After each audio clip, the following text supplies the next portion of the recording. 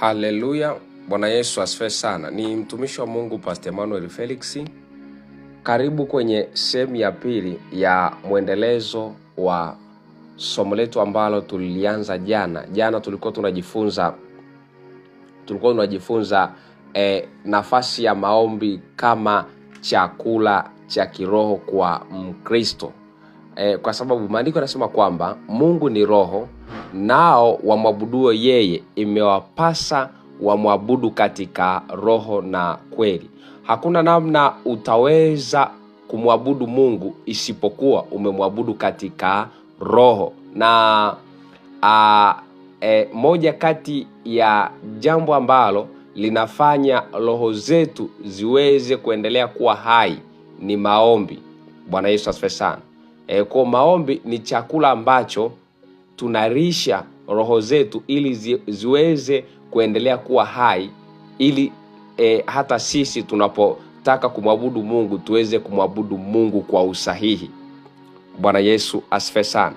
Lakini leo tutaangalia maombi kama mtaji wa kuanza chochote ambacho unataka kiweze kufanikiwa kwenye maisha yako. Nitamshukuru Mungu kwa dakika chache, alafu baadaye tutaendelea. Baba, katika jina la Yesu ninakushukuru kwa uaminifu wako. Asante kwa ajili ya siku hii ya pili, lakini pia tunakushukuru kwa ajili ya neno ambalo umelikusudia siku hii ya leo ili kugeuza maisha ya mtu mmoja, ili uweze kumpa ili uweze kumrejeshea tena ule moto wa maombi uliokuwa umezimika, lakini pia uweze kumrejeshea urejesho mpya wa Roho Mtakatifu ndani yake. Baba, ninakushukuru. Baba, asante kwa sababu ni mwaminifu, katika jina la Yesu Kristo na kwa nguvu za Roho Mtakatifu. Amen.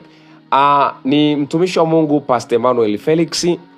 Kwenye sehemu ya pili leo tutajifunza maombi kama mtaji. Maombi kama mtaji.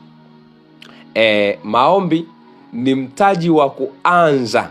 Ni mtaji wa kwanza. Naweza nikasema maombi ni mtaji wa kwanza wa kukufanikisha mahali kokote unakotaka kufanikiwa.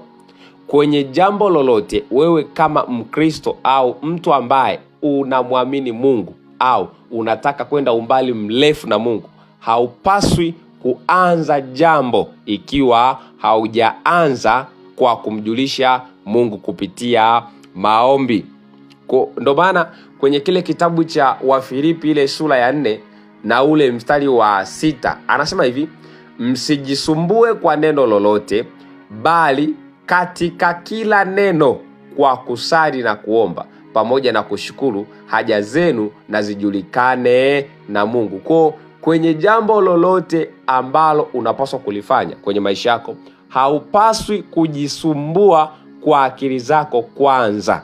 Unapaswa uanze na Mungu. Jambo lolote ulilolianza na Mungu, ni rahisi sana hilo jambo kufanikiwa. Ni vigumu hilo jambo kuishia njiani, lazima utafanikiwa.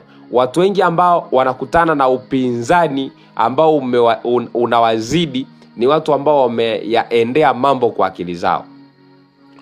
Jambo lolote ukiliendea kwa akili zako, ni rahisi sana hilo jambo kukushinda. Bwana Yesu asifiwe sana.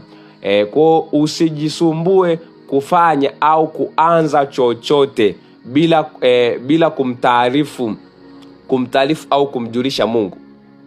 Kwenye kile kitabu cha Yeremia ile sura ya 33 na ule mstari wa 3 anasema hivi: niite nami nitakuitikia, nami nitakuonyesha mambo makubwa magumu usiyoyajua. Kwa unapolianza jambo kabla haujamuita Mungu, manake utafanya kwa udogo kulingana na aina ya ufahamu ulionao. Kwa kama unataka kwenda umbali mrefu zaidi ya ufahamu ulionao, maarifa ulionayo, taarifa ulizonazo, nguvu za kawaida ulizonazo, unapaswa kumuita Mungu ambaye anaweza kufanya mambo makubwa magumu yaliyo juu ya akili zako, yaliyo juu ya elimu zako. Hata kama ni kwenye masomo, kama unataka ufaulu zaidi ya ufaulu wako wa kawaida, au zaidi ya viwango vyako vya kujisomea ulikojisomea, unapaswa umuite Mungu. Mungu anazo akili za kiungu. Hizi akili za kiungu ni akili ambazo ziko juu ya akili za kawaida. Kuna mahali hautaweza kufanikiwa, ila unahitaji hizi akili za kiungu ziweze kukusaidia. Bwana Yesu asifiwe sana. Watu ambao wanaanza mambo bila kumshirikisha Mungu, maana yake ni kwamba wanajaribu kumwambia Mungu, Mungu wewe hata usipokuwepo hapa tunaweza tukaenda. Sasa na wengi wao ndo huaga wanafeli.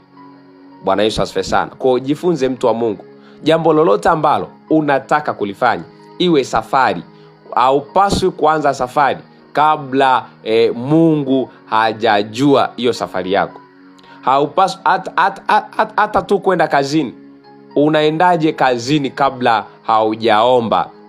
Lazima kwanza uomba asubuhi, alafu amka nenda kazini. Hata kama ni kulala, unawezaje kulala bila kuomba? Lazima uwe na ratiba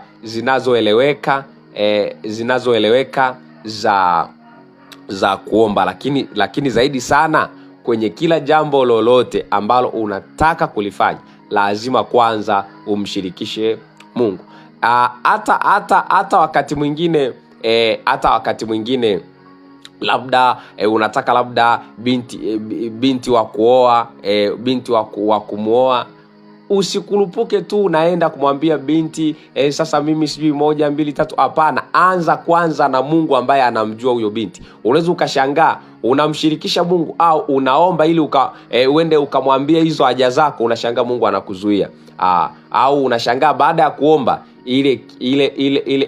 ule msukumo wa kwenda kumwambia hizo haja zako, juu dada nakupenda sijui nini, unaweza ukashangaa zinaishia pale pale. Wakati mwingine zilikuwa labda ni hisia zako au ni mawazo yako ya kawaida. Kwa unapomshirikisha Mungu, Mungu anakuzuia.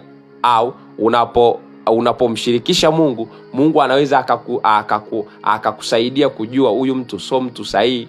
Ni miemko yako, au umemuona tu kwa namna ya kibinadamu, lakini mimi ninayemjua sana huyu mtu hakufai. Utaepuka hata vilio vingi, matatizo, mahangaiko mengi. Itakusaidia. Bwana Yesu asifiwe sana. Kwa chochote unachohitaji kuanza, mtaji wa kwanza ni Mungu. Na moja kati ya njia ya kumuita Mungu ni maombi. Kwenye kile kitabu cha Mathayo sura ya 7 na ule mstari wa 7, maandiko yanasema hivi: ombeni nanyi mtapewa, tafuteni nanyi mtaona, bisheni nanyi mtafunguliwa. Kwa kama haujaomba, haupaswi kupewa. Kama haujatafuta, haupaswi kuona. Kama haujabisha, haupaswi kufunguliwa. Kwenye kile kitabu, kwenye ule mstari wa 8 anasema hivi: kwa maana kila ombaye hupokea. Kwa kama haujaomba, maana yake hata kama Mungu ana uwezo wa kukupa, hawezi kukupa, kwa sababu amesema kwenye neno lake kwamba yeyote atakayeomba lazima apewe. Sasa wewe hauombi, unawezaje kupewa? Hawezi ukapewa. Kwa nini? Kwa sababu umeenda kinyume na neno la Mungu. Neno la Mungu limesema kwa maana kila ombaye atapokea, alafu umeshindwa kuomba, maana yake hautaweza kupokea chochote kutoka kwa Mungu. Kwa haujapokea chochote kutoka kwa Mungu ikiwa haujaomba, hata kama Mungu anaona una matatizo, hata kama Mungu anaona una uhitaji. Bwana Yesu asifiwe sana. Mtu mwingine aliwahi kusema kwamba hivi, huyu Mungu aoni? Kila siku anaona ajali barabarani, watu wanakufa, yeye aoni? Anaona vizuri, lakini kama hajapatikana mtu wa kuomba, Mungu hawezi akafanya. Mungu hawezi akafanya. Kwa bisha hodi kwa Mungu. Mungu akikuruhusu, fahamu hauwezi kufeli kwenye hicho kwenye hicho unachotaka kukianzisha. Anza kwanza kubisha hodi kwa Mungu. Mungu akikufungulia ndo ujue basi hakuna upinzani. Hata kama kuzimu iungane, iwe kuzimu ya Tanzania, kuzimu ya Kongo, kuzimu ya Kenya, kuzimu ya Msumbiji, zikaungana kwa pamoja, alafu zishindane na wewe, maadamu tu Mungu ndiye aliyekufungulia, hakuna upinzani wa kukuweza. Hawakuwezi. Kwa nini? Kwa sababu Mungu ndiye aliyekufungulia. Biashara ambayo umeianza na Mungu, manake Mungu anakuwa wakili wako, Mungu anakuwa msimamizi wako. Kila unakokwenda Mungu anakuwa msemaji wako. Sasa kama Mungu amekuwa msemaji wako, unategemea kuna roho za chuma ulete hapo ambazo zinaweza zikakuweza? Hakuna roho za chuma ulete ambazo zinaweza zikakuweza. Kwa Mungu anasimama kwa sauti yako. Mungu anasimama kwa mbadala, kwa niaba yako. Manake hakuna kukwama hapo, hakuna kufeli hapo. Na Mungu hawezi kuruhusu kufeli.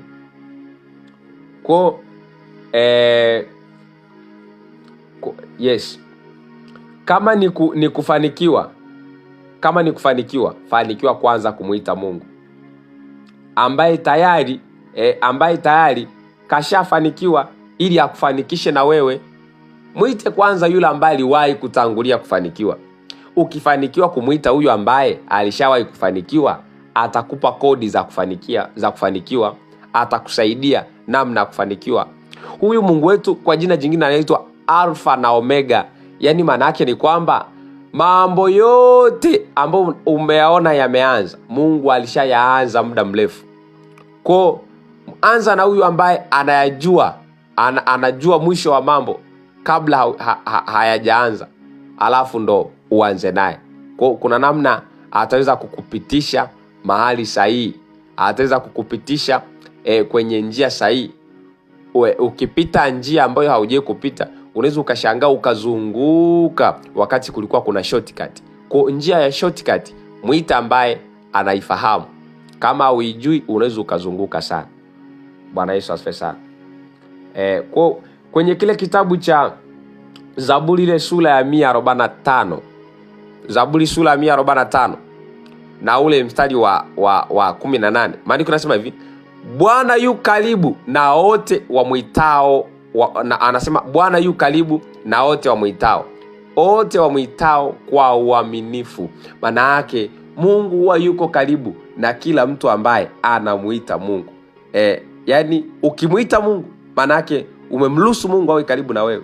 Mungu ataweza kuwa mbali na wewe ikiwa wewe haujamuita huyu Mungu. Kwa ujifunze kumuita Mungu.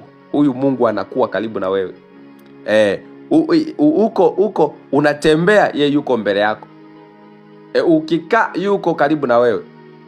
Maandiko yanasema aketie katika uvuli wake, yeye aliye juu atakaa. Anasema aketie katika maandiko yanasema aketie mahali pasiri, atakaa katika uvuli wa Mwenyezi. Hapo anaposema mahali pasiri, manake ni chumba cha maombi. Anayeketi mahali pa maombi atakaa katika uvuli wa Mungu. Maana yake Mungu anageuka kwa mwamvuli wako. Unatembea barabarani, Mungu ni mwamvuli wako. Hawa wanaotaka kushindana na wewe, Mungu ni mwamvuli wako. Kwa ukimuita Mungu kabla haujaanza biashara, lazima Mungu atakuwa karibu mno na hiyo biashara yako. Alafu sasa uone kama kufeli kunaweza kama unaweza ukafeli sasa. Kwa kabla haujaanza huduma yoyote, ukimuita Mungu kwanza, Mungu lazima akufanikishe kwenye hiyo huduma. Lazima akufanikishe. Na niamini mimi, hauwezi ukaishia njiani mtu wa Mungu. Kwa maombi ni mtaji maombi ni mtaji ambao unakuletea uwepo wa Mungu kwenye hilo jambo ambalo unataka kuliendea. Maandiko yanasema ikiwa Bwana akiwa pamoja na sisi, ni nani atakayekuwa juu yetu? Ukijichanganya jambo lolote ukaliendea pamoja na Mungu, limeisha. Yani hakuna jambo ambalo unaweza ukaliendea na Mungu alafu hilo jambo likabakia. Hakuna mlima mkubwa mbele ya Mungu. Wakati mwingine naweza nikasema hakuna mkate mgumu mbele ya chai. Yaani Mungu naweza nikasema ni chai. Kwa haujawahi kutokea mkate ukawa mgumu mbele ya chai. Halijawahi kutokea jambo ambalo likawa gumu mbele za Mungu. Mambo yote ambayo unaweza ukaona ni magumu, ni akili zako tu zimeona magumu. Lakini kwa Mungu jambo hilo ni jepesi. Jepesi mno.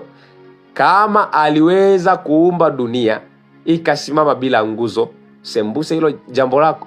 Kwa hilo jambo lako ni jepesi sana. Hebu fikiria. Yani hiyo dunia sijui aliumba umbaji. Akaumba dunia bila nguzo. Na dunia ni duara. Mbali na kwamba dunia ni duara, lakini haujawahi kukuta maji ya bahari labda ya Mediterania yamechangamana au yamechangamana na bahari labda ya Hindi. Unaona kule yako vizuri na huku yako vizuri, lakini na hata hapa katikati wakati mwingine watu wanaishi vizuri. Bwana Yesu asifiwe sana. Sasa kama Mungu aliweza kuyatenda haya mambo yaliyo magumu, akamuumba mwanadamu kwa namna ya ajabu sana, na huyo mwanadamu unaona kuna wazungu wamejitahidi kufanya vitu vingi, lakini wameshindwa kumtengeneza mwanadamu. Wameshindwa kutengeneza mwanadamu. Sasa huyu Mungu ambaye anafanya maajabu kwa namna hii, alafu wewe unataka kuanza biashara kwa hiyo tu elimu yako ya chuo ulionayo, kwa hiyo elimu yako ya form 4 ulionayo, kwa hiyo elimu yako tu ya madaftari ambayo umesoma vitabu fulani, afu ndo vimekupa kiburi unataka kuanza biashara fulani. Maana yake unaweza ukafeli. Kuna mahali elimu za kawaida haziwezi kutusaidia, ila tunahitaji tu mkono wa Mungu. Unaweza ukasoma namna ya kuweka akiba, sijui nini, kupangilia fedha, sijui vyote viko akilini, lakini bado usifanikiwe. Kwa nini? Kuna namna hatutaweza kufanikiwa isipokuwa tunamhitaji Mungu tu, ndo ambaye anaweza kutufanikisha. Kodi zote za mafanikio anazo Mungu, na zaidi sana Mungu. Unaweza ukawa na elimu ya kawaida. Hii elimu wakakwambia namna ya kuzungumza na wateja, namna ya kukaribisha wateja, kuwachangamkia, lakini mtu wa Mungu, hiyo elimu haitakusaidia kuzuia mapepo. Kuna maroho ya kifamilia hata wakati mwingine wakasema watu wa familia hii hawawezi kutoboa, hawawezi kufanikiwa. Wanaweza wakaparangana, wakaluka, wakaenda wakarudi, lakini wataishia tu kupalilia migomba, wataishia tu kwenye kilimo, wataishia tu kwenye kuchunga sijui nini, wataishia tu kwenye kufanya vitu vidogo vidogo. Unapambana, unakomaa na elimu unayo, alafu bado mambo hayaendi. Ni kwa nini? Ni kwa sababu wewe unamhitaji Mungu. Ni sawa, hii elimu ni ya msingi, lakini hii elimu si sababu ya wewe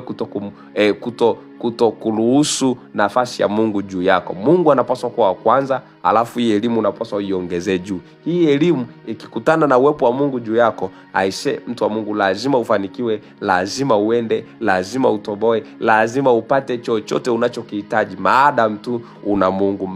Kwa kuwa tu una Mungu, lazima tu utafanikiwa.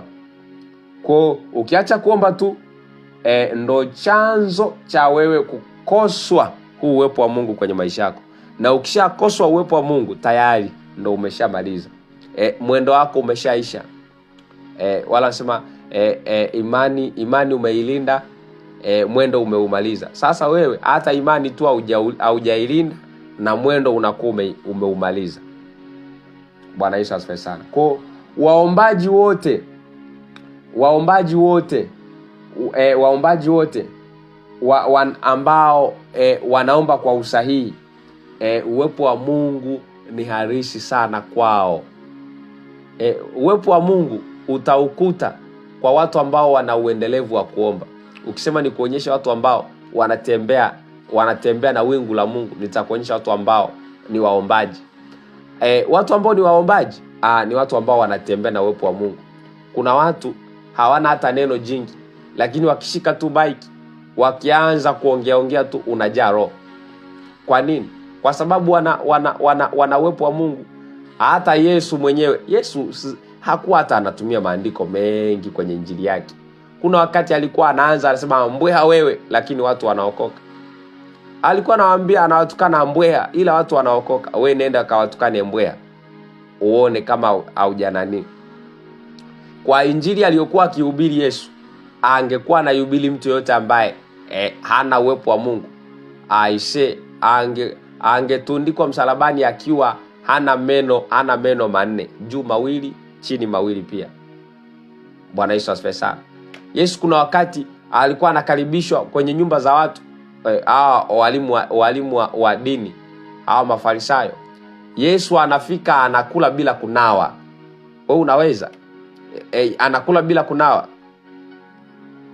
Mwenye chakula anaenda kuongea sema, wewe Farisayo mnafiki wewe. Unasafisha kikombe nje, hausafishi ndani. Hebu huyo ni mtu ambaye umemkaribisha kwako. Anakuja kula bila kunawa, unaenda kuongea na yeye anakukolomea kama kwake. Ana upako huyo mtu, ana nguvu za Mungu, ana uwepo wa Mungu. Kwa hata kuna wakati amekosea, lakini ukitaka kumfanyia lolote, ila ule uwepo wa Mungu unakuzuia. Bwana Yesu asifiwe sana.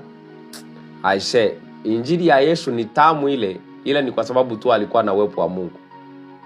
Kwa sababu tu alikuwa na uwepo wa Mungu. Na wakati mwingine alikuwa anasema Roho wa Bwana yu juu yangu, Bwana amenitia mafuta. Hiyo tu, yani maneno tu ya kawaida. Lakini angalia sasa hivi, unaandaa notes, unapangilia, lakini bado hata watu hawaokoki, lakini bado pia wanakupuuza. Uwepo wa Mungu hamna. Bwana Yesu asifiwe sana. Kwenye kitabu cha Wakolosai ile sura ya 4 na ule mstari wa 2, maandiko yanasema dumuni sana katika kuomba, mkikesha katika kuomba huku mkishukuru. Dumuni sana. Kwa swala la kwamba unapaswa kudumu. Kwenye kitabu cha Yeremia 29:12 anasema, nanyi mtaniita, mtakwenda na kuniomba, nami nitawasikia. Kwa unataka Mungu akusikie, kuwa na nidhamu na uendelevu wa kumuita katika hilo eneo la maombi. Kwa jifunze kumtafuta Mungu kwa njia ya maombi. Lazima Mungu atakusikia na lazima utauona mkono wa Mungu juu ya maisha yako. Bwana Yesu asifiwe sana. Leo pia nitaomba niishie hapa, alafu kesho tutaendelea. Bwana Yesu asifiwe sana. Kwa hapo ulipo unaweza ukamshukuru Mungu pamoja na mimi, alafu baadaye tutamaliza. Sawa. Unaweza ukasema, Baba, katika jina la Yesu, asante kwa neno lako. Bwana Yesu, nimetambua ya kuwa maombi ni mtaji wangu wa mimi kufanikiwa katika eneo lolote. Baba, nisaidie katika jina la Yesu. Baba, nisaidie kusamini nafasi ya maombi katika maisha yangu, kwenye kuanza mambo na kuyamaliza katika jina la Yesu. Baba, nisaidie. Baba, niwezeshe katika jina la Yesu. Tulia tu hivyo, nitakwenda kukuombea na uwepo wa Mungu unakuwa juu yako, nguvu za Mungu zinakuwa juu yako. Hata kama ulikuwa hauwezi kuomba, kutokea hapa unapokea nguvu za kuomba, unapokea uwezesho wa kuomba, unapokea roho ya kukusaidia kuomba tena katika jina la Yesu. Baba, katika jina la Yesu, ninakushukuru kwa ajili ya dada huyu. Asante kwa ajili ya kaka huyu. Asante kwa ajili ya mama huyu. Ninaachilia ndani yake roho wa neema na maombi. Naachilia roho wa neema na maombi katika jina la Yesu Kristo, na kwa nguvu za Roho Mtakatifu. Kila nguvu yoyote ambayo ilikuwa ikimzuia kuomba, hiyo nguvu ninaiondoa katika jina la Yesu. Ninaiondoa kwa damu ya Yesu Kristo. Roho Mtakatifu, neno lako linasema kwamba kadhalika Roho naye utusaidia udhaifu wetu, kwa maana hatujui kuomba jinsi tupasavyo, lakini Roho mwenyewe utuombea kwa kuugua kusikweza kutamkwa. Roho Mtakatifu, ninaachilia kuugua kwako ndani yake. ninaachia kuugua kwako ndani yake katika jina la Yesu, katika jina la Yesu, katika jina la Yesu. Naachilia na mimina ndani yake roho ya neema na kuomba kusiko kwa kawaida. Kutokea hapa anaomba zaidi ambavyo amewahi kuomba, anaomba zaidi ambavyo aliwahi kuomba jana, aliwahi kuomba juzi, katika jina la Yesu. Bwana Yesu, unasema utukufu wa mwisho wa nyumba hii ni mkuu sana kuliko ule wa kwanza. Ninamuongeza utukufu wako juu yake, ninamuongeza uwepo wako juu yake katika jina la Yesu, katika jina la Yesu. Neno lako linasema Roho Mtakatifu, ikiwa roho yake yeye aliyemfufua Yesu Kristo katika wafu anakaa ndani yenu, ataiuisha na miili yenu iliyo katika hali ya kufa. Ninauisha mwili huu kwa nguvu za Roho Mtakatifu. Ninauisha mwili huu katika jina la Yesu, katika jina la Yesu, na kwa nguvu za Roho Mtakatifu. Baba, asante kwa mkono wako, asante kwa uaminifu wako, katika jina la Yesu Kristo na kwa nguvu za Roho Mtakatifu. Amen. Mungu akubariki, Mungu akutunze. Nitaomba tutaendelea kesho. Amen.